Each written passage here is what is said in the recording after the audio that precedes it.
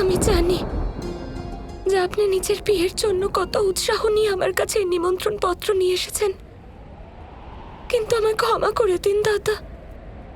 যতক্ষণ কৃষ্ণ আমার দেওয়া কথা রাখছে না, আমি আপনার বিয়েতে আসবো না।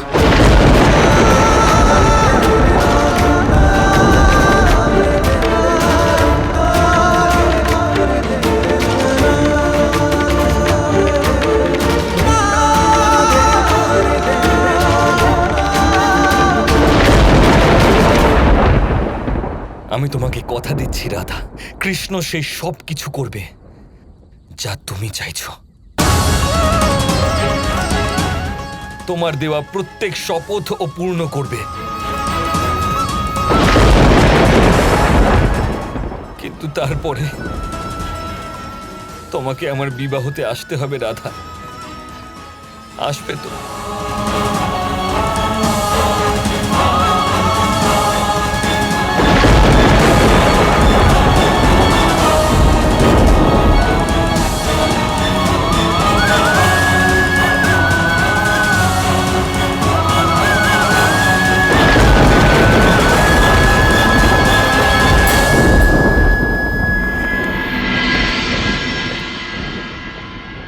যাও আর তাড়াতাড়ি করো।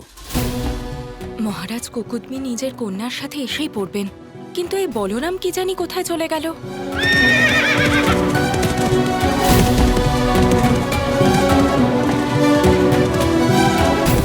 আর বলরামকে যে খুঁজে আনে সেই কৃষ্ণ, তাকেও খুঁজে পাচ্ছি না।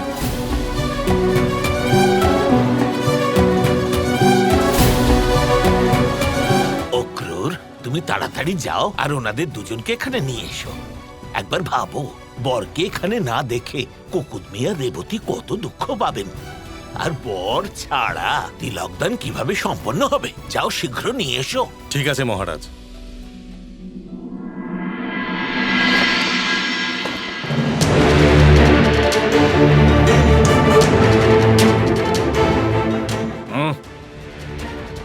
তাড়াতাড়ি করো তোমরা। রুক্মি, এবার থামো, অনেক হয়েছে, যেন দেরি না হয়ে যায়। কিন্তু শিশুপাল, আজ হলো বিদর্ভের রাজকুমারী আর তোমার বিয়ে, আর আমি এই অনুষ্ঠানে কোনো খামতি রাখতে চাই না। তুমি এত উৎসাহী কেন? জানি আজ আমার বিবাহ, কিন্তু এটাই তো আর আমার জীবনের শেষ বিবাহ নয়। না জানি আমাকে আরো কত বিবাহ করতে হবে। এখন যাও, আর দেরি করো না তো। যত তাড়াতাড়ি সম্ভব বিবাহটা সারতে হবে।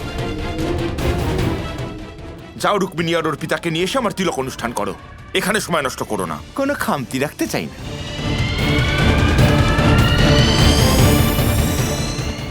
মহারাজের জয় হোক। আজ মথুরাতে বলরামের তিলক অনুষ্ঠান সম্পন্ন হচ্ছে।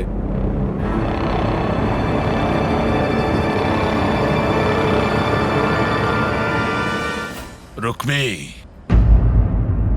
যুদ্ধের সময় আগত, যে মুহূর্তে সমগ্র মথুরা বলরামের বিবাহ নিয়ে ব্যস্ত থাকবে, আমরা আক্রমণ করব।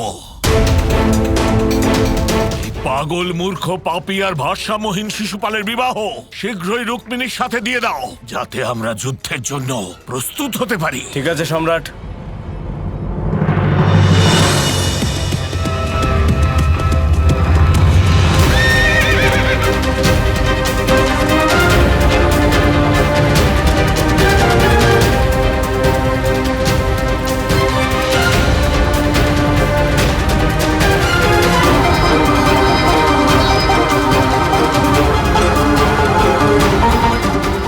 তুমি কি আদৌ জানো যে ওখানে কৃষ্ণ, বলরাম, আপনারা দুজন এখানে আছেন?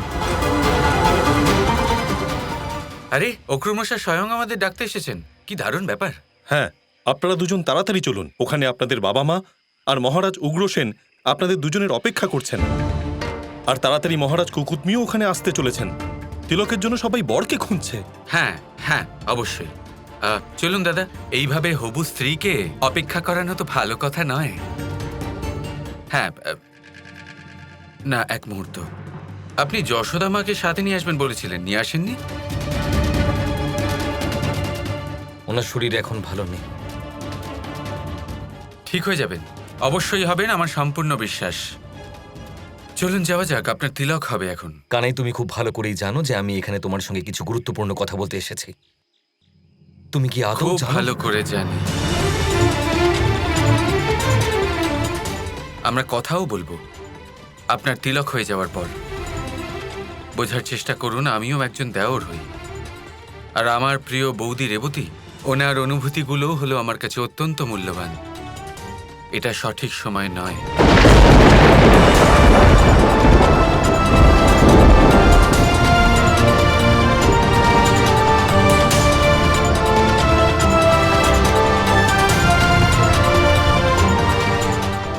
কানাই সবাইকে হতভম্ব করে দিতে পারে। না জানি ওখানে রাজকুমারী রুক্মিণীর সঙ্গে কিরকম ব্যবহার করা হচ্ছে। রাজকুমারী রুক্মিণী জয়! রাজকুমারী রুক্মিণী জয়! রাজকুমারী রুক্মিণী জয়!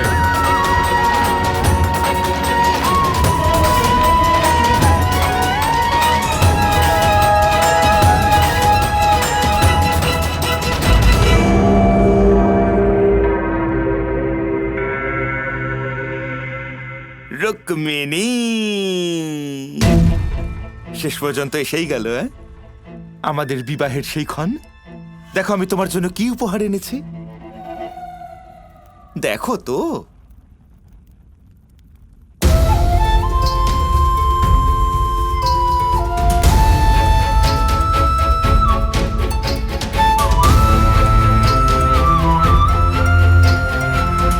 পিতাশ্রী, রুক্মিণী,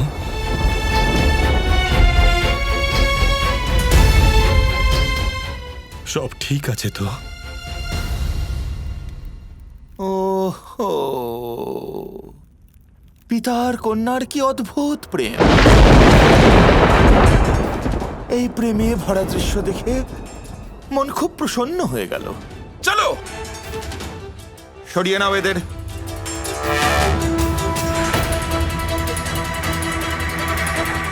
দেখেছ তো রুক্মিণী, আমি কিন্তু তোমার বাবাকে মারিনি। ইচ্ছে তো খুব ছিল ওকে আমি হত্যা করে ফেলি, কিন্তু তারপর ভাবলাম ওর প্রাণটা তোমাকে তোমার বিবাহের উপহার স্বরূপ দেওয়া যাক। চলো এবার বিবাহের কার্য শুরু করা যাক। এই বৃদ্ধ, তাড়াতাড়ি তিলক লাগাও, এসো। না, কখনো নয়। শিশুপাল, আমি মরে যাব, কিন্তু আমার মেয়ের সাথে অন্যায় করব না। ঠিক আছে, তাহলে তোমার মরাই ভালো। যে কাজের জন্য তোমাকে জীবিত রেখেছিলাম তা তো তুমি করছোই না। না না, এরকম করবেন না ছেদিরাজ। অনেক সহ্য করেছি। রুক্মিণী, এখনই এই মুহূর্তে এই জায়গায় আমাদের বিবাহ হবে, আর তুমি চুপচাপ আমাকে বিবাহ করবে, নয়তো তোমার স্মৃতি তোমার বাবার রক্ত দিয়েই ভরিয়ে দেবো। আর কোনো পথ নেই, আমাকে যে করেই হোক যত তাড়াতাড়ি সম্ভব মন্দিরে পৌঁছতেই হবে। কৃষ্ণ ওখানে নিশ্চয়ই আসবে।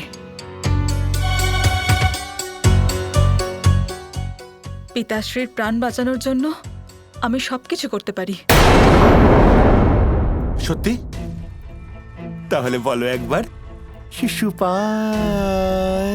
শিশুপাল? না, ওভাবে নয়, এইভাবে, শিশুপাল। শিশুপাল? মনটা পুরো ভরে গেল। কিন্তু এটা মনে রেখো বোকামে, নিজের স্বামীর দীর্ঘায়ুর জন্য স্ত্রীরা স্বামীর নাম নেয় না। কিন্তু তোমাকে ছাড় দিলাম, কারণ আমি তো অমর।